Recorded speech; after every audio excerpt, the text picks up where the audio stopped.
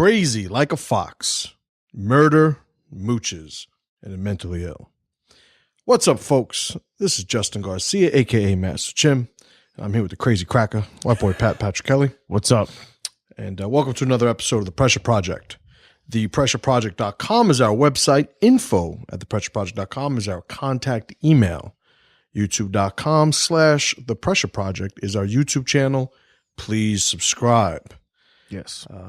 Today we have an interesting topic, one that we basically just hit after talking about what we were going to do for about an hour. Yeah, a little bit longer. We were like, a little bit longer.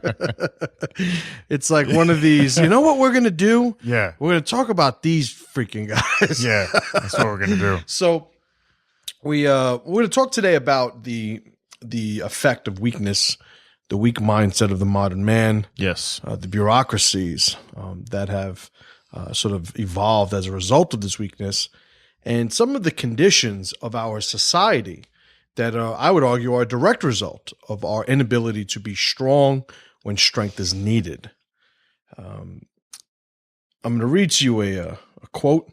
This is from the website reformssdinow.org. Spoiler alert. Spoiler alert. And this is the quote from that site. In Hale County, Alabama, nearly 1 in 4 working-age adults is on disability. On the day the government checks come in every month, banks stay open late, Main Street fills up with cars, and anybody looking to unload an old TV or armchair has a yard sale. Wow. So the entire culture of this one town in Alabama has completely evolved as a result of its relationship with these government checks. So 1 in 4 working age adults on disability. Also from this site, they had a report that was done by an organization called Our Generation. SSDI, just so you guys know, is Social Security Disability Insurance. Probably one of the most abused, wasted, just failures of a bureaucratic endeavor in our government's history as it pertains to financial just irresponsibility. And this group, Our Generation, had a report, and there's a couple of bullet points from this report. Enrollment in the program spiked in 1984 when SSDI eligibility policies were relaxed. So policies relaxed, made sense that more people were on it. Standards dropped. In the fiscal year 2015, the federal government will collect $116 billion in Social Security taxes for the program, while spending $151 billion, leaving a $35 billion deficit this year in the program. Just a couple bucks. Couple of bucks. Yeah. In the wrong direction. Yeah. Approximately 9 million disabled workers and 2 million spouses and children per month receive benefits.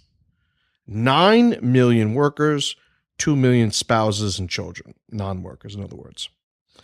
According to the Social Security Administration, the program is expected to become functionally bankrupt in late 2016. And they argue reforms are necessary to rid the program of waste while providing for those in dire need of help. So when we're discussing, why weakness is bad and some of the things that occur as a result of not only weaknesses, growth, but the tolerance of weakness, at the low end of the sort of severity spectrum, I would argue that you find situations like this. I was fortunate. I remember I used to work for a gentleman named Johnny Ritchie. Right? Johnny Ritchie was a funeral director in the Bronx. Yeah. And in my early 20s, he gave me this gem of advice. He gave me a lot of great tidbits of guidance and advice as a business owner. But he told me, Justin, don't ever stay home and collect money for being hurt. He goes, as long as you're a man, you could make $1. Yeah. He goes, because as soon as you stay home, you want to stay home forever. And nobody could ever get you out of your house. Yeah. And he said, what did he say? He didn't say losers. I think he said, he said some derogatory term. Degenerate? For a loser. Maybe degenerate. Sounds He's like. old school. Maybe he said degenerate, disgraces, something like that. Yeah. But basically the sentiment was only losers stay home and collect checks. Yeah. So now some people will say, well, that's harsh. There are people who actually need the benefits of the SSI program. These are people who have paid into the SSI program, and it only makes sense that a program that they've invested in, they are at a certain point able to reap the benefits of. And I wouldn't argue against that. Yeah. What I argue against is the very common sense outcomes of creating this entitlement amongst our citizens and looking at all the fraud and waste that results from this mentality. True. So I know, like growing up Puerto Rican dude in the Bronx, the amount of people that I know who get SSI checks for absolutely no reason aside from them being complete and utter losers, I could sit here and give you one anecdote after the other. Yeah. Very typical. I recall having a conversation a couple of days ago with a friend of the family, and her describing her brother, who is a 20-something-year-old healthy guy who collects SSI checks, smokes weed all day, plays video games, complete loser. When asked by his sister, who I was speaking to, why don't you get a job? Like, why do you still collect SSI? He said, I have ADD. They said, I can't work. I can't hold the job. I can't work. And this is exactly what you see in society. Yeah. I remember having a couple of years ago, I had a student in the school. This student, I paid to help out around the school, let him train for free pretty early on in his training. He was getting SSI, I think because he was retarded, or not retarded like fucking Down syndrome, but he had, he was slow, I don't know what the hell was going on with him. He had cognitive development issues. He wasn't curing cancer, let's just say that. But he earned money and side work with me, trained for free. He had a daughter, of course, because these people are permitted to breed. Yeah. And on many occasions, I had given him money for his daughter, given him money for food. And, it's like one of those things where I tried my damnedest to make sure that he created value that validated that investment. Of course. But he was a guy that was getting money from the government, had absolutely no drive or ambition to get a job, to work, to be productive. But there was nothing wrong with him. Yeah. He was slow. Yeah. There have always been slow people in society. Of course. There hasn't always been this safety net, right? This what I would say is a very emotional mama bear safety net, around the people who basically just ask for help. Correct. The people who ask for help are a much different group than the people who need help. That is correct. Oftentimes when you have a culturally induced pride, in your work ethic and in your name and your value to society and your value to your family, these are people that need help and won't say it. Correct. And when you talk about SSI, or disability insurance through SSI, like this is why these programs were created. Good intentions. Yeah. Well, you had the middle-class guy who paid into it, 62, 65, they retire, they get a check for the rest of their life. And what they get is based on what they put in all that time. And, but then when you start talking about disability insurance, I used to have another student who was an investigator for these, nice. these insurance claims. Yeah. And the stories he would tell me of, and everybody's heard them. Everybody's heard of the guys who, claim they can't walk, they can't lift things, their back hurts, they got the cane when they go to see the judge. But then they're at the gym, they're on vacation with their girlfriends, they're doing side work in the construction site. They're using somebody else's social security card to work and earn money, and I would argue, and bear with me for a second, it's not their fault. And the reason I would argue that Why? is because, when a dog shits in the kitchen, Yeah. There's a certain point where you have to say it's a dog. Correct. So you walk the dog, you train the dog, you allow the dog a sort of a lifestyle or an experience that promotes not shitting on the kitchen floor. Yeah, makes sense. Well, these people who are able to take advantage of the system, it is too easy, right? Yeah, it's way too easy. And what winds up happening is, in the end, somebody gets affected negatively. But when it goes through a process of waste, mismanagement, bureaucracy, legislated weakness, mama bear governing, at the end, the people that are affected are the ones that don't deserve it. Correct. The guy that doesn't want to work, that's his problem.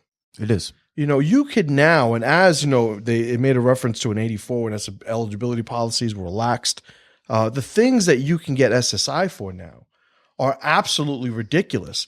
And it's not even something that could be debated, because when you say, well, this guy has ADHD, yeah, which is a valid reason for not working as far as the disability insurance eligibility requirements are concerned. Correct. I have ADHD. I can't, sit still. I can't focus on one thing. I'm hyperactive. I can't pay attention. I can't function in a work. Like, you have these guys who get this money from the government, especially when you're talking about young kids or young adults. These aren't people who have paid into the system, and they're getting these benefits when they have conditions, because I think it's all bullshit, by the way. Agreed. When they get, they have these conditions that plenty of people share who are working, contributing members of society. Yeah.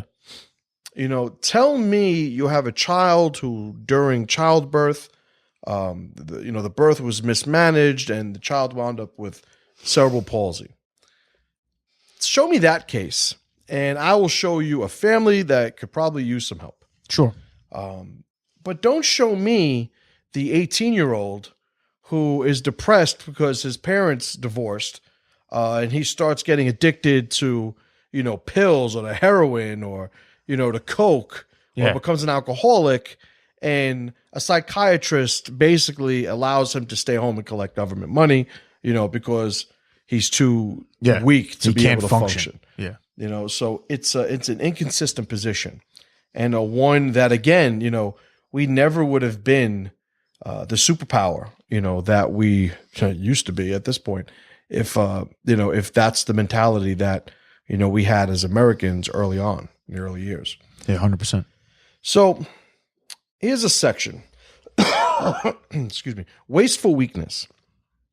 Now, the amount of stories that I have of people, defrauding the government, defrauding, the disability. I mean, it's never ending. Their websites, there are political platforms, that speak to this. Like, guys get elected on tickets because of this issue. Correct.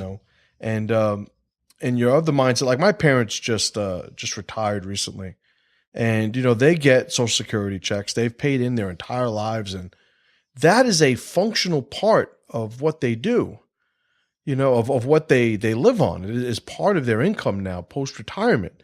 Luckily, they had the wherewithal to make other responsible moves, so it's not their sole means of income. But, the people who have absolutely no culpability in these poor decisions are the ones that are going to wind up suffering.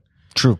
I would much rather see an 18-year-old ADHD not get $600, $700, $800 a month just for being a lazy piece of garbage. I would rather see him go without than these people who have worked their entire lives, now have to go out where their earning potential is now gone. Yeah. They've also made good on their end of the bargain and now looking to reap the benefits of these investments that they've made. These aren't the people I want to see suffer. No, not at all. But we have a culture that enables this weakness. True. The libtards, we call them, the liberal progressive moonbats, right? Yeah.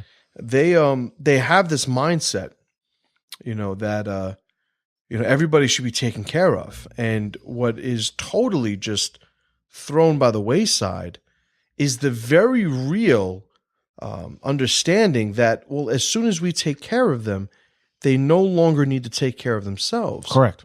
You have the signs in the parks. Don't feed, the bears. Why? Because as soon as you feed them, Yeah. they come here to eat, and they no longer know how to feed themselves like bears are supposed to feed themselves. True. You sabotage their self-sufficiency. When you have these people who rehab animals, right? They want to reintroduce maybe a primate into the wild, reintroduce a bird or, a lion or these different animals, that you see this, always featured on these nature shows and stuff. One of the things that they have to do at some point is reintroduce them to acquiring food in a natural environment, which means in order to make them independent and self-reliant, once they are physically capable of being who they are or what they are, they have to stop helping them. Correct. And they have to start allowing them to fend for themselves. And it's when that level of self-sufficiency reaches a functional level that they're now, reinstalled Correct. into the wild. But for somehow we think that this is different when it comes to humans. This is different when it comes to people. Yeah. I don't know why. It's when you have the government looking for a reason to pay for people, looking for a reason to give funds to people. And there are a lot of stupid people in this country. And by stupid, it's not even an insult. I'm really just saying, unintelligent people. There are people who cannot process, like literally their computers, you take an old computer from 5 years ago, you can't play like a new video game on these old computers. It doesn't have the processing power to facilitate the function of the game. Correct. Well, there are people who are not able to functionally process, the effects of these actions.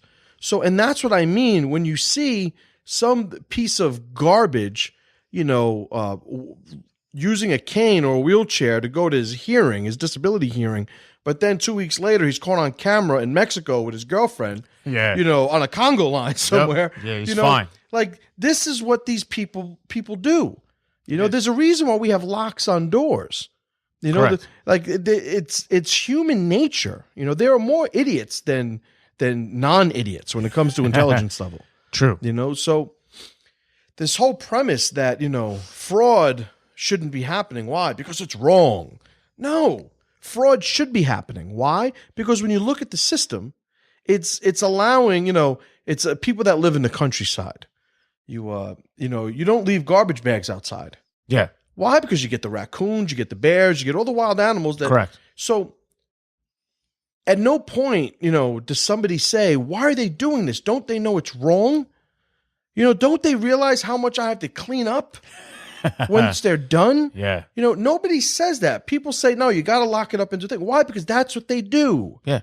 Right? So when you're designing a way to sort of control these funds based on, and funds that the government doesn't have an income. No. The government takes money from citizens through taxes. So, we're the ones that invest in the government. Yeah, we do. Right? Once upon a time, we understood this as a society. Yeah.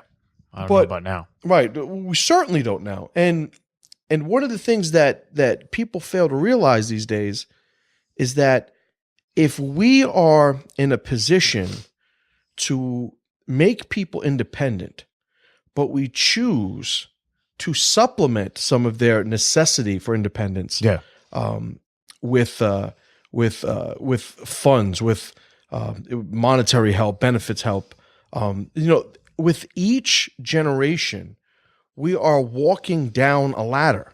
Correct. And the ladder of autonomy, the ladder of liberty, you could argue. True. Because now we become children that the government is responsible for taking care of. Yeah. A friend of mine from Iceland I was discussing with this friend the condition of Iceland post socialism and the sort of mindset of the average citizen in Iceland. And she was explaining to me how in Iceland, they don't even conceptualize the, I'll do it on myself mentality. No. That, I'm a man or I'm a woman and, I'm responsible for myself. I'll provide for myself. I'm the leader of my own destiny. That is not even a part of their mentality. No. Because now they're generations into this socialist, government. I see. Or the generations into the mindset where the government is the provider, for so many benefits to the point now where they don't even question it. Thinking that, their sense of autonomy transcends any government is out of reach. Yeah, it is. For the average person in Iceland, as an example. For here, how we don't think that that's going to be the end result of where this goes, is baffling to me. It is. And when we're talking about crazy like a fox, what you get these people who know how to work the system. You get these people that say there's something wrong with them. They say, I can't do it. I have, the reasons we were researching the ways that we could qualify, for SSI benefits and, anxiety disorders, which could be, I'm agoraphobic. Yes. And what do? You go and you sit down with somebody and they assess whether you're agoraphobic. Or to what level of extremity. Right. There's no quantitative way of measuring agoraphobia, by the way. It is simply a conversation, psychology, which is, probably the things you want to rely on the least when it comes to legislation, because everything's so subjective, of course, and non-quantifiable. But these people could basically say, I'm deathly afraid of going outside. I'm deathly afraid of other people. I experience anxiety when I'm in certain situations. I can't function, or I feel like I want to hurt myself when I'm in certain and you can go, and I'll challenge you guys to do it right now. Google how to pass a disability hearing. And there are techniques. People will learn how to do this. Just like you'll have an 8-year-old that'll go on YouTube and learn how to hack Minecraft. Learn how to, like old school guys that have been playing video games like I have since the 80s. It's, we know all the different cheat codes and all the different ways to get around. Why? Because the game makers put them in to make it more interesting. There's another level of experience. Well, to think that these people now aren't figuring out how to beat the system and work the system, you're just ignoring reality. You're ignoring human nature. Yeah. ABBA, select start. Was that Konami code? Was that the Contra? Contra, yeah, Contra. Any Konami game that worked. Oh, really? It's a Konami code. I didn't know that. Wasn't there one for ABBA, up, down, left, right, select start. Yes. There you go. Right. Yeah, so they have one of those for SSI. Yeah. Right? You basically say it's cry, yell. Yeah. So don't, they say, and it's funny, it said don't go too far. Right. Like don't try to game like the IQ test or whatever they give you. Don't game it too much because then they'll know you're lying. Like just game it enough. Don't go full retard. Right. Nobody goes full retard. No. But this is what you have now. So I don't blame them. I don't blame them. And by saying I don't blame them, doesn't mean that I absolve them from any, consequence. Of course not. And that's the whole thing. It's like there's no emotional attachment to them. Why did the guy take the $10 off of the car when he knew it wasn't his? Because somebody left $10 on the car. Yeah. And, without getting into different social experiments that I've read with, morality and trust levels and intelligence and of different groups, it's very easy to say that there's a reason everybody should be kept honest, and why the levels of integrity that we've always managed to uphold here in America in terms of work ethic, how these things need to be rigorously upheld and supported with legislation. What is the other thing you can get now? The Healthcare Act, right? So the ACA, Obamacare. Obamacare. There are people who will sit there on television, politicians, college-educated politicians, who understand that they're a cog in a wheel. They're playing a game. They're the Pied Pipers. Yeah. They're the ones that know the keywords to rally the idiots. And they'll sit there and they'll say, healthcare is a basic human right. Well, we know that doesn't make sense. Yeah. We know that you can't have a human right that requires the efforts and resources of other people. True. But that's like, that is not freedom. That's not equality. That is, that's like a dictatorship. That's a monarchy. That's, just for me being me, you owe me something just because I'm me. Well, the math doesn't work out, you know? And there's so many of these socialists, Marxists, communists that have infested, our government. And they plea to the emotions of the idiots. They do. And that's where they get their leverage. But sometimes the consequences of this mindset has an even greater consequence, or severity, I should say. And we have some other examples of how that could play out. Yes. So pleading insanity. Yes. In our justice system. And now it's debatable as to whether or not, because of Jeffrey Dahmer's inability to successfully mount this as a defense. Yeah, because that dude's crazy. Right. It was to a very successful level implemented by a lot of people as a reason to basically get away with murder. Yeah. A lot of people have pled insanity, which legally is saying you did not understand the gravity of your actions. Yeah. You were not criminally responsible because you really didn't have the faculties to make a decision to commit the crime, and you shouldn't be held legally responsible. And there are plenty of people who have claimed, pled insanity and were convicted anyway, like Jeffrey Dahmer. Yes. But there are also people who managed to get away with murder. Yes. And I had the list that we have of people, was just too many. I had to narrow it down to a few. Cut it down, yeah. But start with the first one. Sure. So Daniel Sickles. This was the first example of the insanity plea in the United States. Mm-hmm. So he shot and killed Philip Barton Key, son of Francis Scott Key, who, if you don't know who that is. If you don't know who that is. Problems. Whatever. In Lafayette Park for having an affair with his wife, Teresa. He claimed temporary insanity as he was enraged by his wife's infidelity at the time. And an all-male jury acquitted him of his murder charges. Right. So Daniel caught Philip Barton Key, that playboy that he was, banging his wife. Yeah. Now, he didn't catch him in the act, or right? Didn't in the act, but he felt like meaning it was what they were doing. Yeah. Not at that moment, but it's what was going on.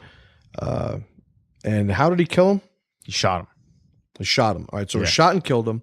An all-male jury acquitted him because he pled insanity. He said, correct. He was acquitted. I was temporarily insane. Yes. Which is like even a enraged. higher level of, I'm good not now. crazy. I'm good now. But that 10 minutes, boy. When I was shooting that guy, right. I was insane. Yeah, I didn't realize what was happening. And, and whatever. And he was acquitted. And that started, this whole process of, wait a minute, there's a way to get out of responsibility for our actions. Yeah. I could just basically suspend consequences, for what me as an adult, does, once I leave my house in the morning. Yeah, and it worked like a charm for him. All right, so the next one, John Hinckley Jr. Yes. So Hinckley, if you know, he's the guy who shot Reagan, who shot President Reagan. He was obsessed with Jodie Foster at one point. Yeah, stalked her. He shot Reagan 6 times, and a few other people in the process. But Reagan obviously survived the attempt. Hinckley's defense team pled insanity. They said he was insane. He was acquitted of all 13 charges of assault, murder, and weapons counts. Yeah. Due to the high profile of the case, the public perceived the insanity defense as a loophole in the legal system, which allowed a clearly guilty criminal to dodge incarceration. And obviously, we agree. Of course, he definitely shot those people. And before that assassination attempt, the insanity defense was only used 2% of the time in felony cases, and about 75% of them failed. Yeah. So it by no means was a successful means of getting out, but the fact that it was even a possibility. Yeah. Listen, I was so out of my mind that I should not be. By the way, there was no other external factor that contributed to me being out of my mind. Yeah, no. But listen to me when I tell you, I clearly lost control. Yeah. But I'm now in control. Obviously, I'll never be in this situation again because the guy who's banging my wife is dead. So I'm good because I'm never as long as she doesn't bang anybody else, I should be fine. If she does, then maybe I'll be temporarily insane again. Right. So and if Jodie Foster would only have talked to him, then he would have been fine. And he also thought about killing himself in front of her, right, to impress her. So here's the thing. Let's as an aside now. Yeah. Guy's insane and kills people. Yes. And he is found to be completely insane and did not know the consequences of his actions. So what? Yeah. So what? Yeah. Who, and this is like a very easy test that I would give to all those liberal, politicians who, support the notion of, it's not his fault. It's his nature. Yeah. He needs treatment. Let one of these psychopath pedophile killers steal your child, rape your child, mutilate your child, murder your child. Sorry to be morbid, but it's let them do that to your child. And then let that person be found not responsible for his actions because he's insane. Put your money where your mouth is. Let me see which one of you, when it's not in your backyard, is going to support this mindset of lack of consequences. Yeah. And what it does when you do that, you plead to somebody's emotion. You basically steal status and accomplishment in the eyes of the people you're appeasing because they see you as some champion of the weak, somebody who's defending them against, the man, against everybody that's out to get them, Yeah. And it's such a sort of just a disconnect from reality, True, from reason. So like to me, okay, he was completely unaware of the magnitude, the gravity of his actions. Okay, so what? Yeah, he's got to die anyway. By the way, it's like, all right, we forgive you. Yeah.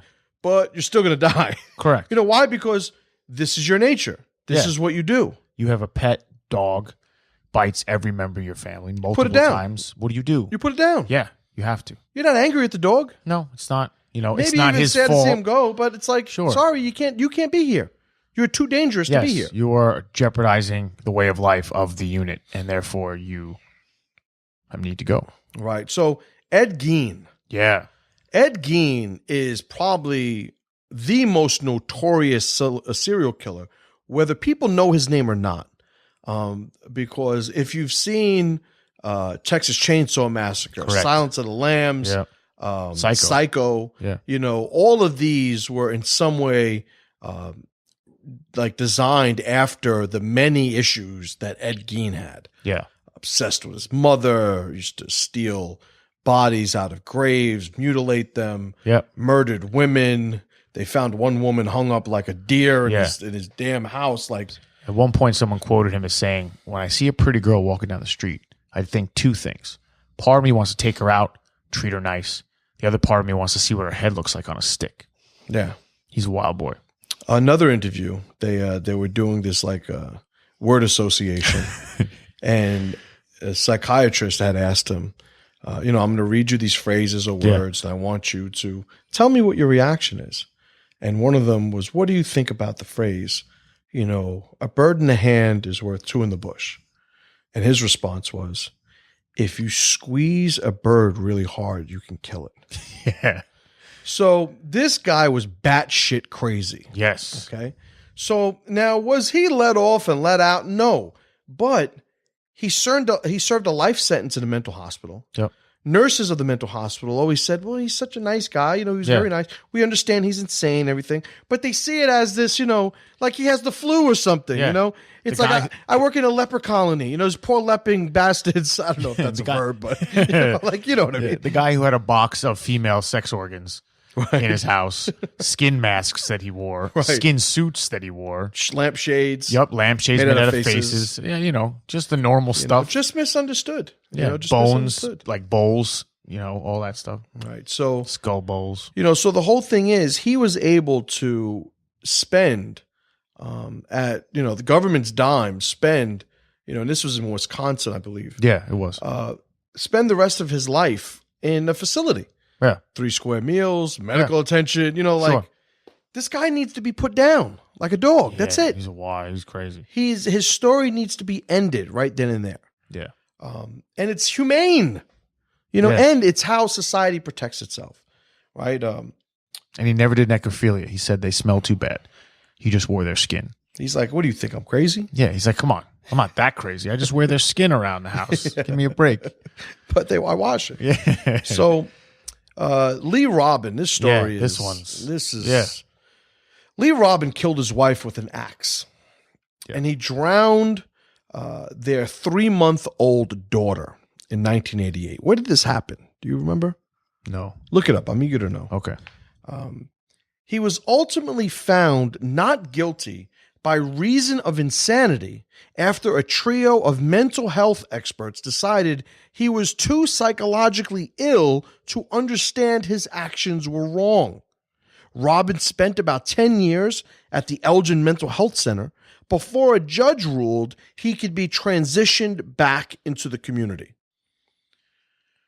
Let me repeat what this guy did. Killed his wife with an axe, and then he drowned their 3-month-old daughter. 10 years in a nut house. And then said, we've fixed you. By the way, all subjective, abstract, unquantifiable nonsense is what controls all of these psychological assessments. He didn't know, he did know. Ultimately, all those things are decided upon by somebody who's sitting in front of them asking them questions, like giving them the Larry David eye. Like, is he lying? Yeah, I don't know. Did you really not know? Looks like Chicago. Yeah. Chi-town. Yeah. So, again, there are people, all three of them. All three. The 3 wise men. Yeah, or the 3 blind mice. 3 blind mice probably more appropriate. And, so this guy needs a bullet in the back of his head. Not even, don't even waste the electricity. How do you transition him back into the community? One piece at a time. Yeah, I guess so. It's like you bury the arm, you bury the leg. It's, but this is just a testament to the weakness of our society. True, of mice, of mice and men. Yep. Right? Lenny, he's retarded, he's slow, doesn't mean any harm, gets put in a bad situation, he kills the girl. Right. It's like, hey, now you gotta tell me about the rabbits. Yeah. And it's like, that's it. Walking Dead, just look at the flowers. You just look at the flowers. You gotta go. Sometimes you gotta go. Sometimes it's gotta be done. How are you, if you are the family of this wife who not only had, your daughter, your sister, axed down and murdered, but also her daughter drowned at 3 months of age. How are you supposed to sit by and say, this guy, he was... Let's help him. He's sick. He needs help. 10 years from now, at least we got him back. Yeah. I'm glad he's back. Who will ever, say that? And why are they going to be deemed the ones that are being over emotional? Yeah. It makes absolutely no sense. There's no emotion in it. Like, this guy's done. He cannot function. Yeah. That's it. You've already had an opportunity to play nice with everybody. It's gone. And you blew it. You blew it. I gave you a chance and you blew it. I told you one thing. Don't ask your wife. Don't drown your baby. And you blew it. Yeah. You got to go. You got to go.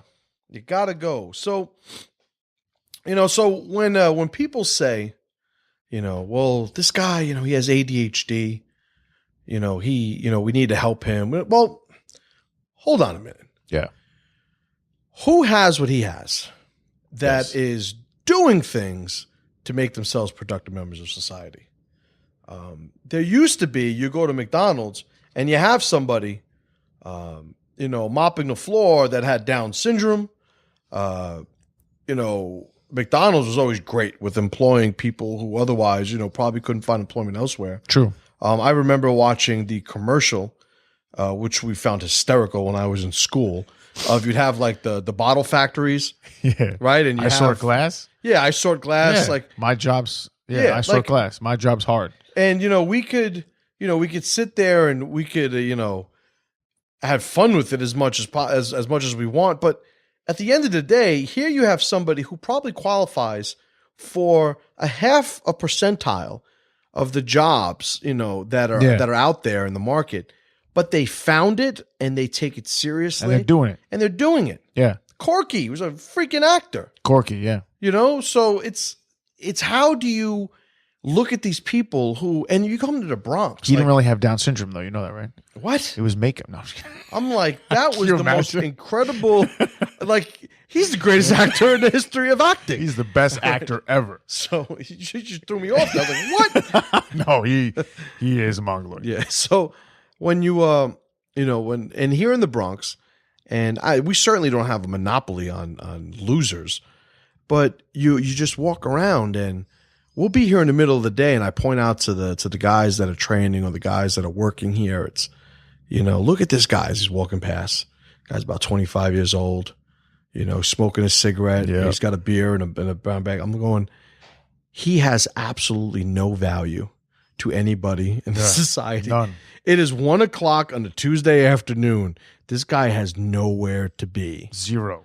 So maybe you play devil's advocate and you say, yeah, well, maybe he works nights. Maybe sit there and look out the window of my school for an hour. And say everyone works nights. There must be a night factory Yeah. like on the other side of the block from my school, because there are more useless zombies just walking around this neighborhood and the Bronx in general. And sometimes they come in the school and they want to talk to us. Or they want to do kata in the front lounge. And it's funny because, when I talk to people, friends of mine from around the country, around the world at this point, that have different businesses and schools, and, we talk about, how we talk to people and, the problems that we have and the different situations that we run into, like funny stories of belligerent, students or prospects or things like, their stories always suck compared to ours. It's not like even close. this one time this lady came in, she called my wife a bitch. I told her, you have to get out of here. Yeah. Hey, man. Hey, man.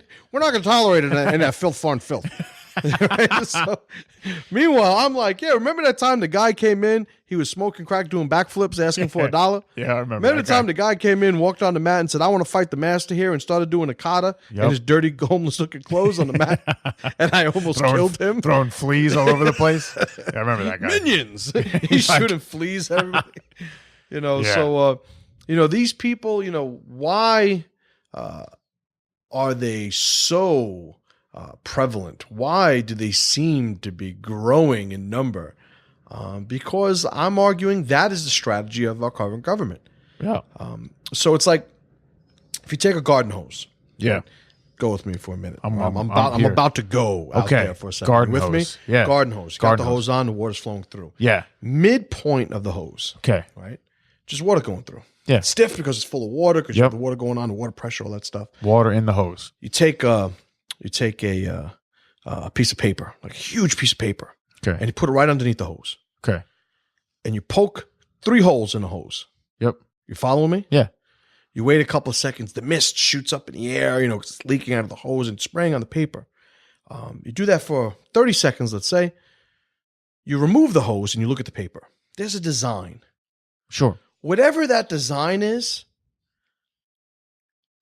there's no way that I could anticipate what that design was going to be. No. Chaos theory. Right. So I don't have Yeah. that level of understanding of all the variables involved. Of course.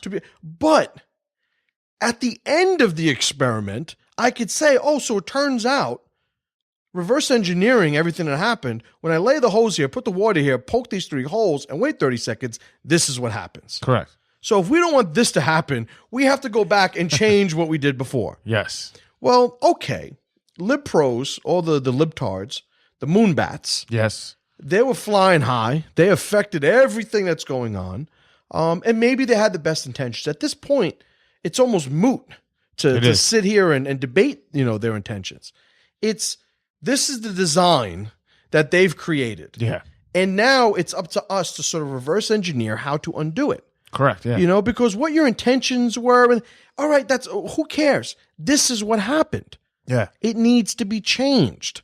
Yeah. So when I see the 20-something-year-old who has ADD, ADHD, Yeah, I'm sure he has that. Doesn't know his ABCs and 1, 2, 3s though, but knows he has ADHD. Of course he does. So when I see that guy, I'm telling him, yeah, you're not getting anything from the government.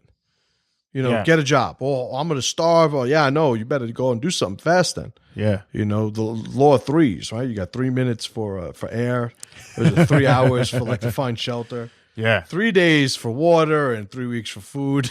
Yep. It's like these are survivability things, Yeah. Good luck. I had that one phrase Godspeed. we brought up in one of the episodes where I was like, what we should do? We should take all this government money and we should subsidize some sort of survivor training. Yeah. And just throw all of them into the woods. To the woods. They can Into the woods. Let them go right into the woods. Yeah, go. They'll create a Everything you whole need. civilization. Yeah. Maybe that's how the elves were made. Could be. They took all the white trash from the trailer parks. They were like, and go. they sent them into the woods. A couple thousand years, you got elves shooting Got elves arrows. shooting they're arrows glowing. running around. Yeah, it's good.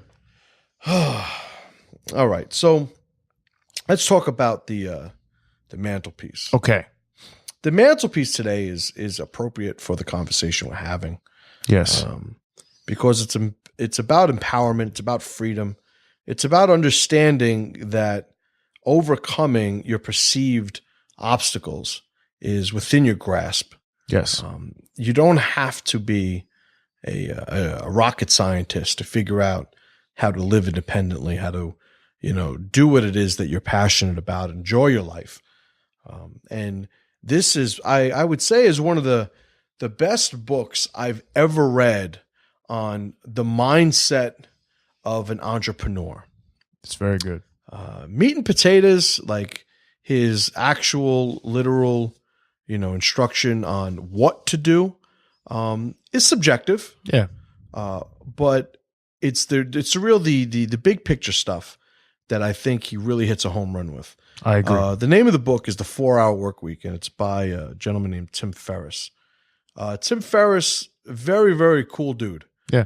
Has done things in his life that I very much admire.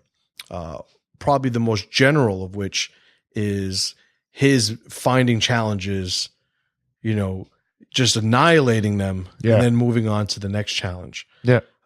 Tim Ferriss, he talks about in the book how he won the Chinese sand show Yeah, championship it's awesome. without ever training sand show. No, just studying the rules. Studying the rules, figuring out that, there are weight classes to this art. And when you look at the matches, he realized if I was bigger and stronger than all these guys, I would just use brute strength Yeah. to basically throw them out of the circle. Just push them out of the ring. Yeah. So what he did was he learned how to manipulate his weight, his hydration management, like wrestlers do, Sure. MMA fighters do. Of course. He cut 30 pounds or something, Yeah. weighed in, and then rehydrated. So following the rules, Yeah. exploiting the rules, talking about what happens when you exploit them negatively. Well, Yeah. he exploited the rules positively. Of course. There's And benefit. he won a world championship. Yeah, he did. He must have been, just throwing these little Chinese guys, all Yeah, over the place. without throwing a single punch. Right. And not knowing what Sancho, he never trained Sancho. No, just So- pushed him out of the ring. Everyone. Same thing when it came to ballroom dancing. I think he was Oh, yeah, that's right. did he something. went to Argentina and he learned how to speak Spanish fluently. Yeah. And he was in the I don't know if was it the cha-cha, maybe I don't know. tango, maybe the tango. Tango sounds better. But whatever it is. Yeah. Some, It was the merengue. some the merengue. He managed to make it to the world championship level. Yeah, legit. And it just by what he would say, he's a proponent of hacking, Yeah, so just hacking the finding formula. a shortcut to get it done. Correct.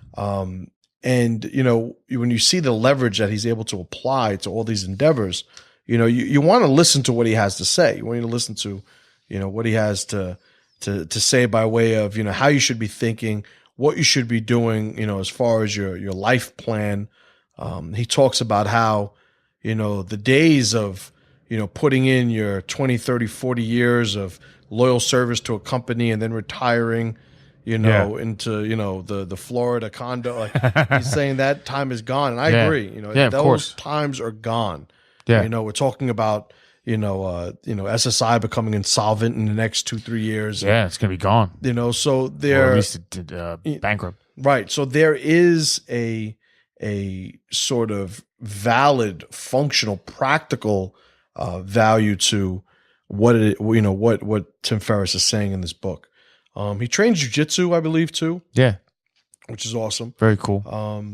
So he's about it. Cool dude, young guy, smart dude. Yeah, sharp.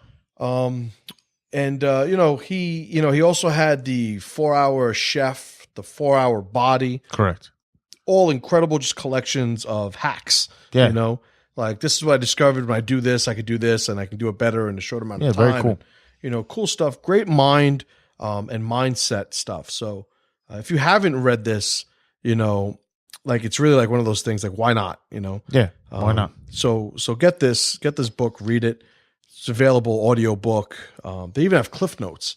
I remember, when I first read the book, I enjoyed it so much that I bought about a dozen. Do you remember? I bought a dozen cliff notes versions of these. Yes, I do remember. They're short, like the abridged versions of all the things. All the anecdotes are taking out. But the substance there. It's called the 2-Hour Work Week. Yeah. Right. So it's and I gave them out to all you guys. I remember. And told you guys, read this, get the stuff, but then read the book. Yeah. You also gave us the audiobook. Right. So that's how strongly I felt about the book. So which is awesome. Yeah. So just trying to make us all more powerful. Just trying to make my guys powerful. Yeah. So I ain't hanging out with no punk bitches. That's right. You are the sum of the people you hang out with. It's true. All right. So pressure player. The pressure player. Pressure player for this episode is a gentleman by the name of Senator Tom Coburn. Now, if you have any sort of political just distrust and hatred for this particular senator, just put it on the shelf for a second, because we're talking about one of his platforms. Just one thing. And where this is concerned, we want to support people who do this. Yeah. He introduced a bill, and he's a Republican senator from Oklahoma. He introduced a bill with a wide-ranging set of measures to, in his words, protect and strengthen the Social Security Disability Insurance Program. Correct. Which is what we've been referring to, for the majority of the program. Yeah. And he has a whole slew of proposed actions that he wants to take.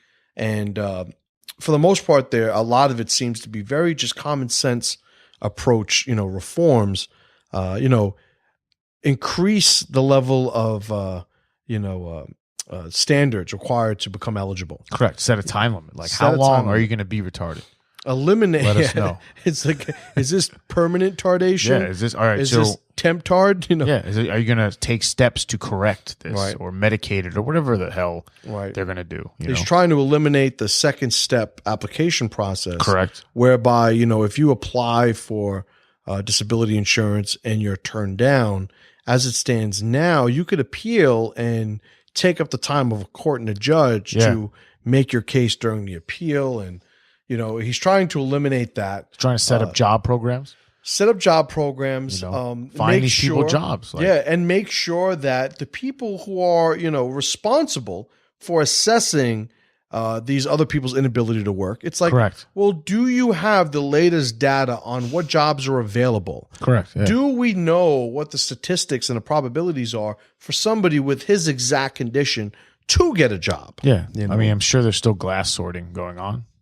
Right. Glass. And that's exactly what needs to happen. Yeah. The more we, look at us being consistent in all our beliefs, the more we empower the weak to sort of become independent, the less we waste resources that could be dedicated to the leaders, to, the visionaries, to the people that bring us as a society to that next stage of growth, the next stage of evolution. Yeah. The less fish we give them, right. The more we teach the more they learn how to fish. Yeah. And that's one thing, investing resources, and I have that plaque up in my office, the Chinese proverb. Correct. It's it's the more we want them to become independent, the more valid an investment of resources becomes. Yeah.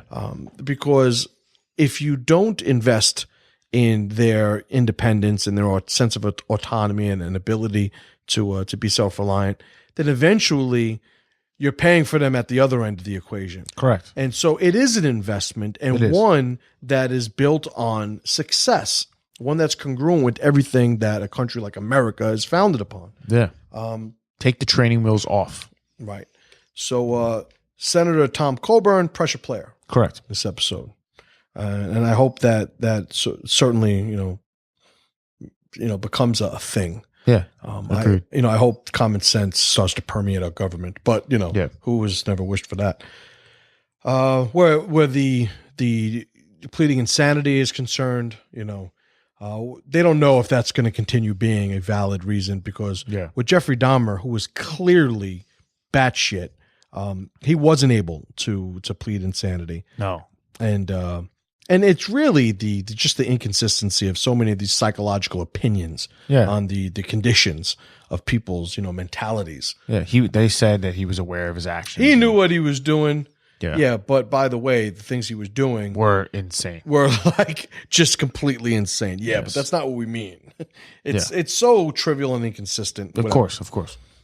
Basically, if you're somebody who murders people, you should be put down. Yes, you should be put down like a dog. All right. Yeah. Unicorn. This crazy bastard. Oh man. So the story's funny, but it's not funny.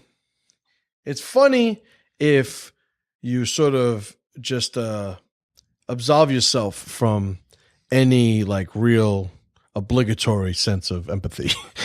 Well, it's like, look, don't, it's funny because it could be funny. Yeah, someone died. But we're gonna. There's still some components of this that are funny. So right, completely funny. Yeah. So, Jonathan Schmitz. Yeah, nobody knows who Jonathan Schmitz is, but a bunch of you will remember who he was when I describe what happened. John Jacob Jingleheimer Schmidt. No, that's a song. Okay, that's not him. Not my neighborhood. No. So never heard that. No, that's awesome. Jenny Jones used to have a national talk show. And she was in the midst of producing a program about same-sex crushes, right? Same-sex crushes. The producers of the show had invited Schmitz onto the show, explaining to him that someone had a crush on him. Yes. The producers reasserted to Schmitz, reasserted that Schmitz was fully aware that the show was about same-sex crushes. Yeah, which they... Right. No, you didn't. Schmitz would later claim that he expected to find his ex-girlfriend on stage, but found a gentleman whose last name is Amador instead, who described his sexual fantasy. So he found a man on stage waiting for him during the taping of the show. Correct. And that man, a friend of his, described his sexual fantasy involving Schmitz during the program. Cool. And on stage. And the thing with the producers said, I remember this, I saw the documentary, they said it can or it can't be a woman, or could be a man or a woman. He's like, well, I'm not going on the show if it's a man. No, it could be. And that was his contention. It's like, well, it couldn't have been a woman because it was a man. Right. So, when you look at the lion tamers, right, during a circus, and every once in a while, one of them gets eaten. One of them gets mauled. The answer or the reason behind them getting mauled is always they were in a cage with a lion. Yeah, they were trying to tame a lion. What happened? It was a lion. It was a lion. Yeah, but no. It was a lion. You should not be in a cage with a lion. Which is why when that one guy got mauled, he was like, don't hurt him. Right. Because he was like, it's my fault. Yeah. He's getting carried away in his mouth, dying. He's like, don't hurt the lion. Or was it a tiger? Either one. Whichever. Yeah. But when you have somebody... Or you look at the set, right? The set or the subset of society that volunteers to be a guest on these talk shows. On Jenny Jones. Right? This is the lion that's in the cage. Correct. When they do something absolutely retarded, don't try and rationalize. Yeah. You invited this idiot 100%. Knowing full well why you were inviting this idiot. Just like the lion tamer. You put a bunch of dogs there doing the same thing. It's an inherently different experience. True. Because the obvious risk no longer exists. Yeah. So if you have somebody that's well-adjusted, responsible, and maybe a fairly intelligent member of society on these shows, There isn't the fights that you see on Jerry Springer. There isn't, all of the drama that makes for great, just retard, mentally just incapacitated type entertainment. So anyway. So 3 days. 3 days after being on the show, Amador, the gay guy, left Schmitz a suggestive note. All right, so now this is back in their home. Suggestive note. Upon finding the note, Schmitz purchased a shotgun, confronted Amador, and fatally shot him twice in the chest, killing him. Correct. The defense had a very creative plea. Very creative. Court. And they said he was not guilty because he was suffering from the gay panic defense. The gay panic defense. Yes. So it's defined, because it has a definition now. It has a definition. It's defined. A legal definition, I guess. As a state of temporary insanity caused by undesirable homosexual advances. Yeah. Okay. So gay bashing is actually something that... It's gay panic. That can now be explained. It's not their fault. It's not their fault. It's not their fault. That's what these people are saying. Yeah. So the gay guy looked at me, so I murdered him because I was in a gay panic. My father, gave me a great piece of advice when I was younger. Okay. And he was talking about, gay guys, coming onto you.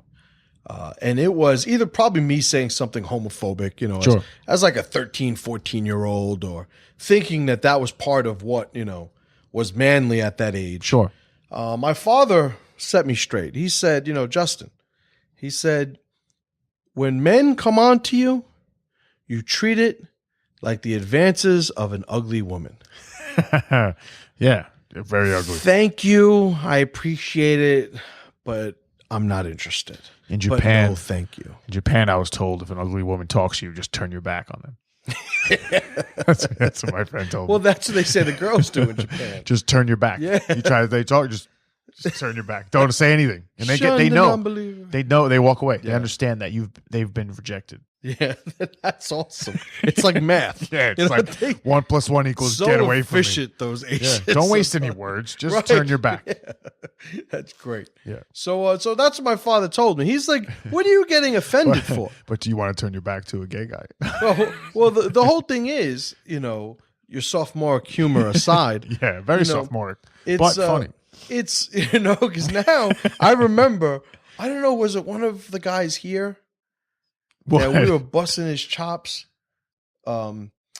because he was saying that the gay guy, he was with a friend of his, and this gay guy hit on his friend, and he made the joke. He was like, I was like, what the fuck? I'm not attractive. A gay guy wouldn't come on. What about me? Right. So I don't know who it was. I might have seen it in a movie for all I know. I don't know. My mind is shot, but I remember, and so when you look at this guy, and the reason this guy Jonathan Smith is a unicorn is because imagine what it's like to be so insecure that a man comes on to you and you murder him. Correct. The full magnitude of what you're doing, of what's going to happen as a result, but your insecurity sort of prevents you from not spending the rest of your life in jail. Yeah, just saying. And the irony is, he's going to go to jail and get ass raped anyway. Yeah, pretty much. Now you're guaranteed to have gay sex. They're going to be like, here's some gay panic. Let us know when you're panicking. Yeah, I love that part. That's my favorite part, when you hit the pinnacle of panic. So, no, but it's true. Just say thank you, but no thank you. Thanks, but no thanks. I'm flattered. Cool. It's funny when guys are, and this is just one of our tangents. Yeah. When you have guys that are very insecure, guys that are very jealous with their women. Yeah.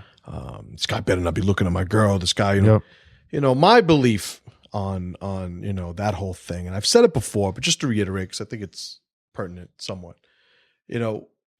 I like that I have an attractive wife. Yes. So when guys look at my wife and they're attracted to my wife, it's expected.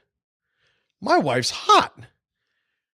When they take action, now we're into the realm of what's inappropriate. Correct. But the same applies to an unwarranted homosexual advance. And this is my point, Correct. So if somebody comes on to my wife, yeah, and she says, I'm married, yeah, not interested, and the guy, sorry, thank you, no problem. I'm fine with it. Yeah, it's no big deal. you goddamn right, she's hot. You should try and take a swing at it if you don't know she's married. So but when you have these guys that a guy comes on to their wife, like in the gym or somewhere, and the guy has no idea she's married. I never wear my wedding ring because I'm a whore. No, I never wear my wedding ring because, with grappling, weightlifting, it became a nuisance and I get claustrophobic. And my wife wears her wedding ring every day.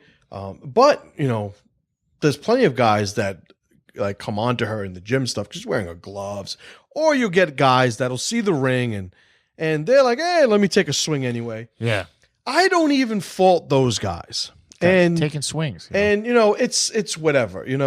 My wife knows how to handle herself. I'm not a jealous man. So, when, bringing it back into this story, when a gay guy comes on to you, like, why are you so insecure, that there is a violent reaction to this? It doesn't make any sense. It's if there's a line crossed, but it's funny to me, and these are the inconsistencies you see in these effeminate men. Yeah.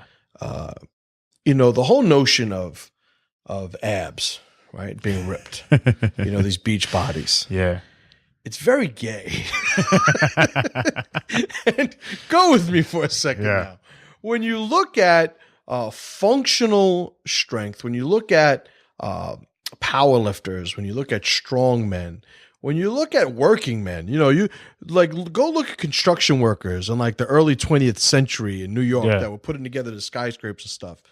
You had men with broad shoulders, defined arms, gorilla hands because they were working men, broad backs, but they didn't have these huge pecs. They didn't have these ripped washboard abs. The aesthetics of the appearance of their body wasn't a component, to what they were about.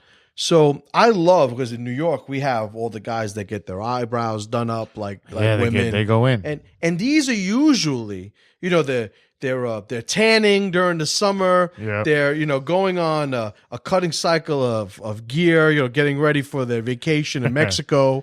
With organic only, right? Of course, biodegradable needles, and then they're the ones that if a gay guy comes on to them. Yo, what the fuck? I'm going to go in my car, get my bat. What you say to me? I'm going to beat this fag to death. Talking about my abs. What do I look like, a fag? I rub keel. Actually, yes. You want to touch these bad boys? I rub keel on them every day. So the insecure men, I mean, you guys are laughable. But this guy, he had the gay panic. Yeah. Bad. And he got sentenced. Yeah, he wound up being found guilty of second-degree murder and sentenced to 25 to 50 years in jail. Yeah.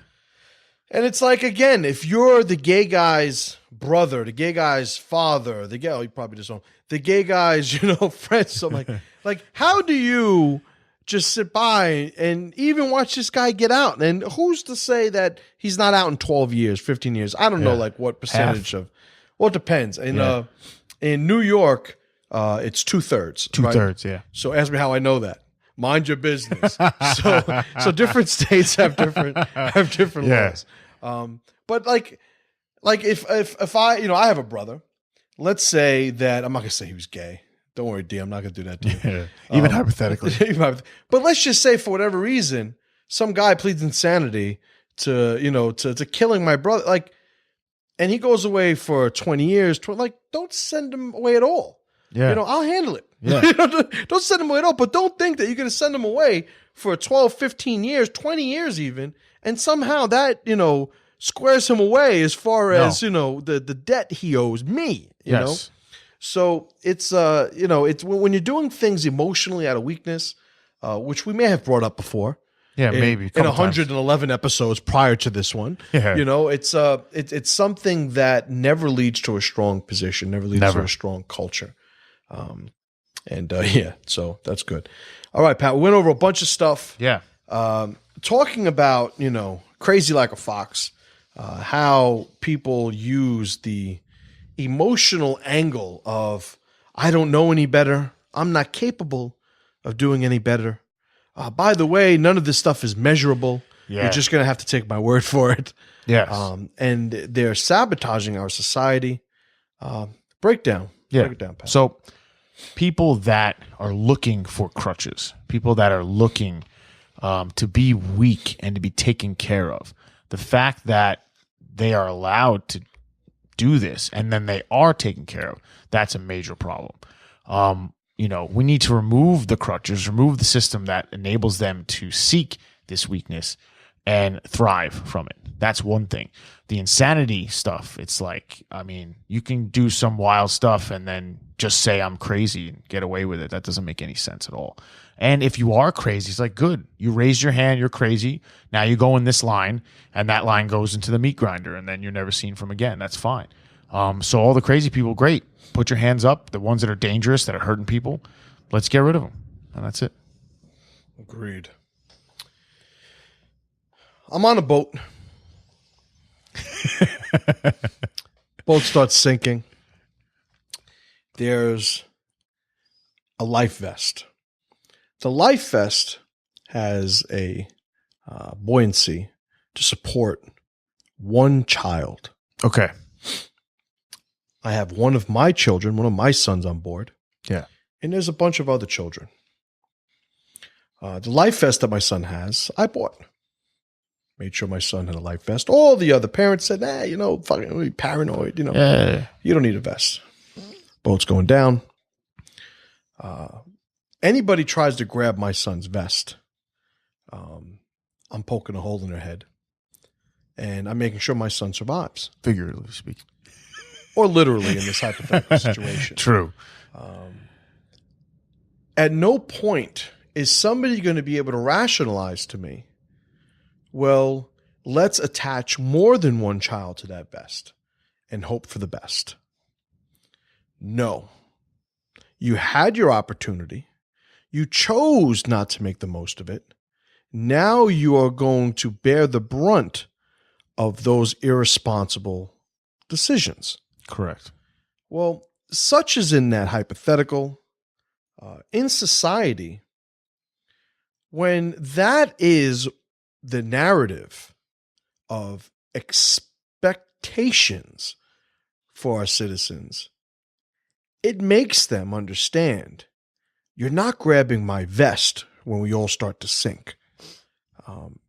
So you better do what's necessary to get your own vest now. When you allow people to hang on to your vest, when you use your resources to buy vests for other people, what you wind up having is you have a very select few responsible for providing for people who they should have no obligation to be responsible for. But that becomes the model. The way that this is carried out in society today is through taxes, through the ever-expanding federal government, through politicians deciding where our money is going to go without us having any say in the matter. I will do whatever's necessary to provide for myself and my family. That is my obligation. It's one I embrace fully. It's part of my identity as a man. Those who would look for other people to take care of them, they need to be cut off.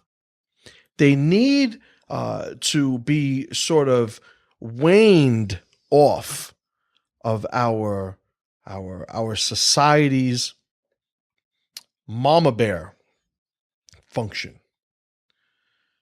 Maybe it takes a generation or two. Maybe it even takes 3.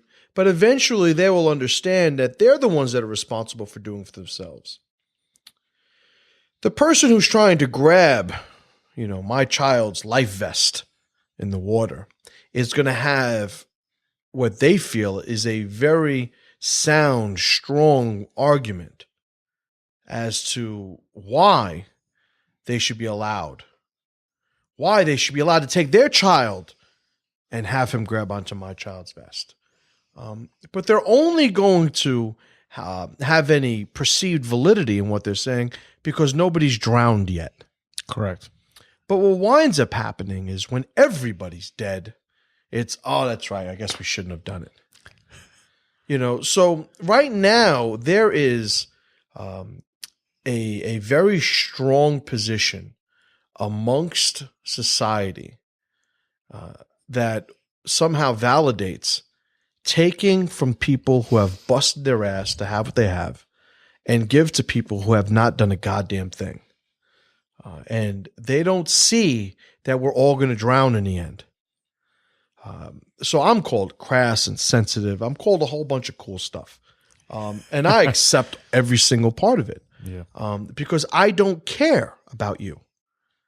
I don't care about the guy who lives in a trailer park somewhere, who waits for his government check, is sitting outside drinking beer every day, doesn't do anything to add any value to society. I do believe in his right to do that, but not on my dime, not on the government's dime. No. I will not save you because you're not my responsibility. Charity is a voluntary act. Anything else is robbery.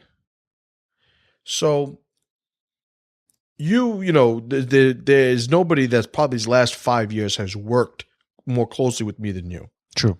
Would you say that I'm charitable? Yes. I will never have an itemized list of the things that I do for people because it's nobody's business. Correct. But I think it is appropriate to point out that people who, and I'm not rich, but people who are sort of successful enough that they get to enjoy a certain level of autonomy, they've always been charitable. Yeah. But I get to pick and choose who I help. When I see the 40-year-old bum on the street who is completely physically capable of working, and I see him begging, I will not give him a glass of water. Show me a kid who needs a book, who needs a clean shirt, who needs a haircut, because that's going to help him take the steps necessary to become independent. I will give you my last dime gladly. Yeah. But when we subsidize weakness, when we subsidize this addiction to the assistance of a federal entity, what we also do is sabotage that component of who we are that allows us to be men. I don't think in our lifetime we will see the resurgence of a strong, independent, proud America. But I know our children will be part of a better society because these are the lessons that we're raising them with. No matter what my children ever complain about, and not limited to my children, but a lot of my students and people that ask me for advice, I say, well, whatever your problems are, understand that people have done more with less. 100%. It's one of the Code of 47 for a reason. Yep. Thank you, folks, for listening to this episode. We appreciate the time that you spend with us. We love, having these conversations, and we hope you appreciate the time we put into them. This was a last-second decision to do this, and I'm glad because I get fired up, and legit. It's very cathartic for me to have episodes like this. So hope you guys enjoyed it. We look forward to speaking to you on the next episode. And as always, brothers, pressure to power.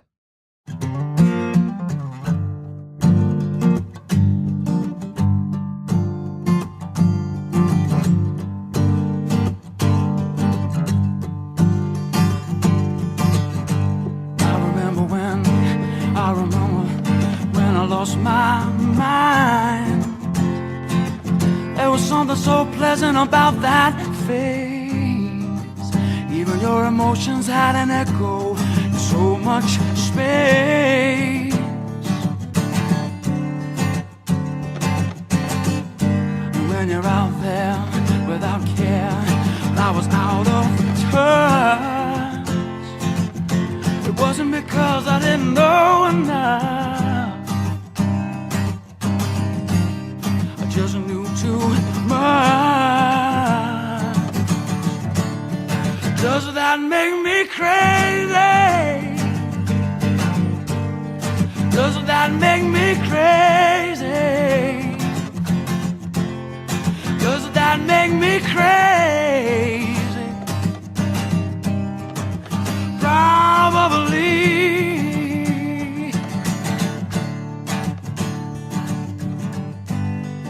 And I hope that you are having the time of your life. Oh, but think twice. That's my only advice. Come on now, who do you think you are? Oh, that's your soul. Do you really think that you're in control? Well, I think you're crazy. I think you're crazy. I think you're crazy. Just like me, yeah. Well, my heroes had the heart to lose their lives out on a limb, and all I remember is thinking I wanna be like them.